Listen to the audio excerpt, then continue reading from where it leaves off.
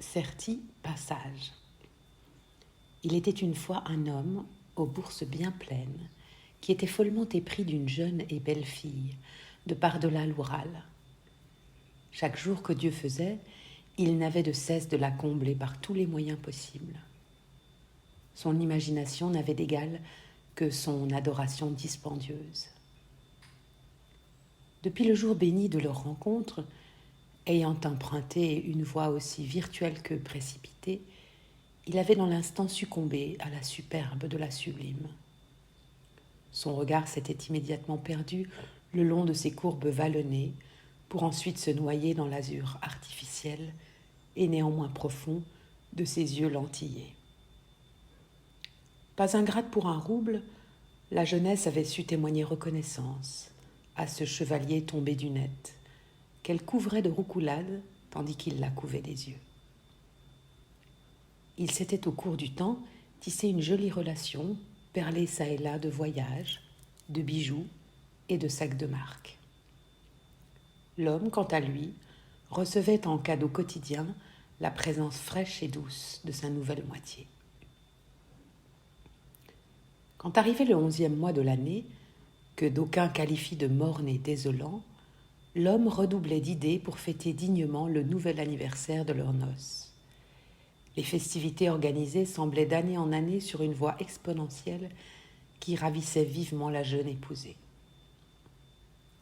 L'homme avait eu vent d'un joaillier de la place qui mettait son savoir-faire et des matériaux de grande qualité au service d'une créativité d'une belle poésie. Il avait donc conduit sa belle dans la boutique en question pour observer du coin de l'œil si cette dernière se montrerait sensible au savoir-faire du bijoutier. Il ne fut ni déçu ni surpris en s'apercevant que dans un premier temps, son épouse avait été séduite par le buste fier et bien taillé de l'artisan, se penchant vers eux pour les saluer. L'homme leur avait fait découvrir son arcade avec une passion communicative. Il leur avait expliqué avec force détail le processus de création de nombreuses pièces, entraînant derrière lui ses deux visiteurs conquis. Son accent croate ajoutait une touche de charme supplémentaire à ses envolées explicatives. Ayant fait le tour des diverses vitrines qui bordaient l'élégante boutique, ils prirent tous trois place dans de confortables fauteuils, dont les dossiers en velours marine se terminaient en volutes. Le joaillier semblait n'avoir aperçu la sublime paire de jambes croisées sous ses yeux, ni les tout aussi sublimes lapis-lazuli qui brillaient dans le regard de sa future cliente. Le sien allait du mari à la femme, sachant pertinemment qui commanderait et qui réglerait la facture. Madame s'était arrêtée sur une paire de boucles d'oreilles en forme de goutte, 2 larmes de tanzanite s'échappant de calices en or blanc ciselé. Leur réalisation leur avait été joliment racontée et ils savaient que l'intérieur des petits cônes d'or avait été nervuré avec amour. Mais monsieur souhaitait offrir une création faite à dessein pour son épouse. Il se pencha vers le bijoutier, comme si l'ambiance feutrée du magasin n'amenait pas encore suffisamment d'intimité à la suite de la conversation. Nous souhaiterions que vous créiez une paire de boucles d'oreilles inspirées de celle-ci, mais dont l'arrondi reprendrait exactement la forme des seins de Kira.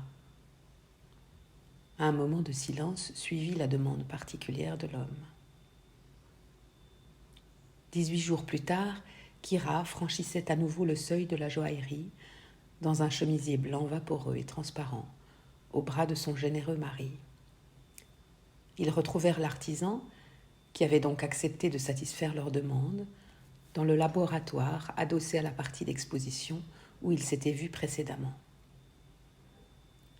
Ce dernier tira discrètement la porte derrière le couple et désigna de la main un siège recouvert de plastique, à côté duquel trônait une bassine d'eau tiède et des bandes de plâtre. Kira retira son chemisier et frissonna en prenant place sur le siège. Son mari, prétextant une maladresse totale, avait décidé de laisser le bijoutier s'occuper de la création du moulage. L'artisan trempa doucement une bande de plâtre dans l'eau et vint la placer sous la poitrine de la jeune femme, qui frémit de plus belle. La seconde lui fit frôler ses 2 globes laiteux. La troisième les lui fit toucher franchement, afin de mettre en place les bandes de la manière la plus lisse possible. Le téléphone du mari sonna, l'obligeant à sortir de l'atelier pour plus d'intimité. Il tira partiellement la porte derrière lui et entama sa conversation. Sans cesser l'échange, il se retourna et un jeu de miroir fortuit lui fit apercevoir sa femme, trembler sous les bandes de plâtre qui désormais se faisaient caresse en son absence.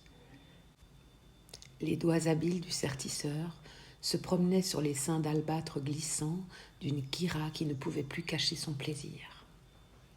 Elle attira le joaillier contre elle, l'humidité du plâtre faisant comme une membrane sensuelle entre leurs 2 torses.